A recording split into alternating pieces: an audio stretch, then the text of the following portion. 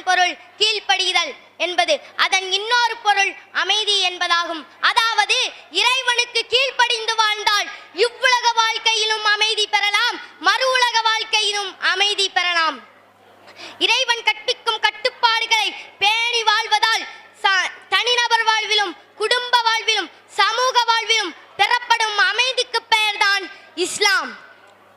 இவ்வாறு கட்டுப்பாடு மிக்க வாழ்வை வாழ்வதற்கு இறைவனின் புறத்திலிருந்து மறுமையில் வழங்கப்படும் பரிசே நிரந்தர இன்பங்கள் நிறைந்த சொர்க்கம்.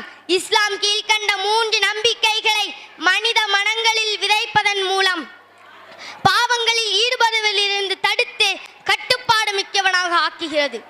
மேலும் மூட நம்பிக்கைகளிலிருந்தும் பிரிவினைவாதங்களிலிருந்தும் தடுத்து உலகளாவிய சகோதரத்துவத்தையும் சமத்துவத்தையும் ஒற்றுமையையும் நிலைநாட்டு